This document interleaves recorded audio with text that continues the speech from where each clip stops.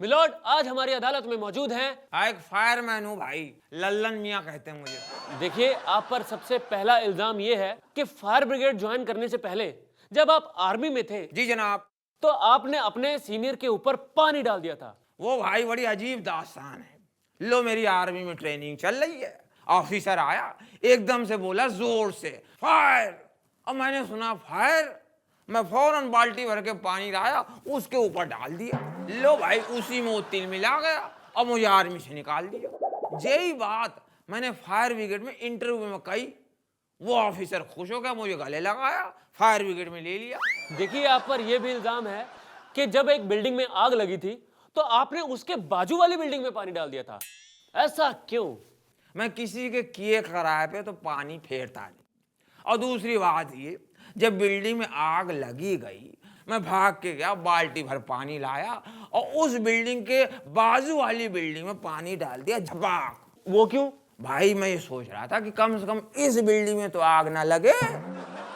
देखिए, आप पर यह इल्जाम है कि जब आपके बच्चे होमवर्क कर रहे थे तो आपने उनके ऊपर भी पानी डाल दिया। भाई कम वक्त मारे मेरे बच्चे होमवर्क कर रहे, अचानक मेरे बच्चों ने एक मुहावरा बोलना शुरू कर दिया, आग बबूला होना, आग बबूला होना। और जैसे भाईजान मैंने आग का नाम सुना, मैं फौरन भाग के गया और बाल्टी भर के पानी लाया और वहीं किताबों में, कॉपियों में, टीचर के सबके ऊपर डाल दिया कि भाई आग बुझ जाए। अल्लो भाई, मुझे क्या मालूम मुहावरा था, सब बर्बाद हो गया, बच्चे फेल हो गए भाई।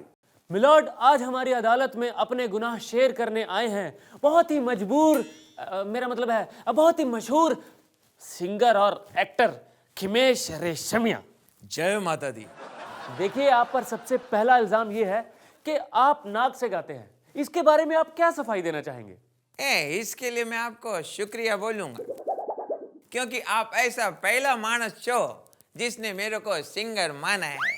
झलक दिखला जा। एक मिनट, ये आपकी आवाज को क्या हुआ? रियलिटी शो में तो आप अलग तरीके से बोलते हैं। रियलिटी शोज में तो मेरे को पैसा मिलता है ना, तो उधर एक्टिंग करता हूँ। रियल लाइफ में हम लोग ऐसा बोलते हैं। देखिए, आप पर अगला इल्जाम यह है कि आप अपनी फिल्मों में बहुत ही कम उम्र की लड़कियों से काम करवाते हैं। ये तो 100% सच्ची बात है, क्योंकि छोटे बच्चे लोग को बेवकूफ बना सकते हैं, बड़े लोग बनेंगे क्या? झलक दिखला जा, झलक दिखला। अरे, मैंने मान लिया कि आप गा सकते हैं। पर उन्होंने तो नहीं माना है। झलक दिखला जा। अरे, बंद कीजिए। देखिए, आप पर यह भी इल्जाम है कि आप अपने आप को खानों से बेहतर मानते हैं। ऐसा क्यों?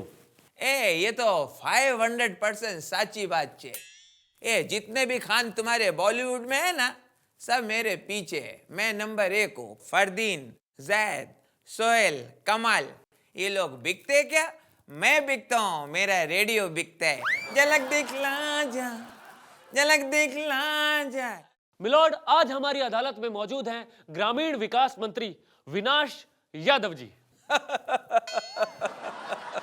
देखिए, आप पर सबसे पहला इल्जाम यह है जी कि आपने गांव के विकास के लिए बड़े बड़े बड़े बड़े बड़े बड़े वायदे किए थे, लेकिन किया कुछ नहीं। और जबकि हमारे गांव वहीं के वहीं है, बल्कि अभी भी उसी जगह पे हैं। भाई, आप क्या समझते हैं कि जब विदेश दौरे पे जाए अमेरिका तो उन गाँव को जेब में रख के साथ में लेके जाए? देखिए, आप पर यह भी इल्जाम है जी जी कि आपने कहा था कि आप गांव को शहर की तरह बना देंगे जी। लेकिन फिर भी आपने कुछ नहीं किया ऐसा। कुछ ही नहीं किए थे। अब भाई, गांव के किनारे नदी के पास जो बियर बार है वो किसके? वो मैंने खुलवाए। अंग्रेजी दारू की दुकान खोली, वो किसकी है? वो मैंने खुलवाई है।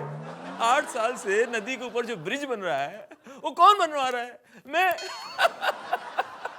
देखिए, आप पर यह भी इल्जाम है कि अभी जो गांव में बाढ़ आई थी उसका कारण बांध टूटना था। इस बात का आपको पता था, लेकिन फिर भी आपने कुछ नहीं किया। मैंने बहुत कुछ किया साहब। मैं सबसे पहले बांध के किनारे पहुंच गया। बांध में मैंने दरार खुद देखा।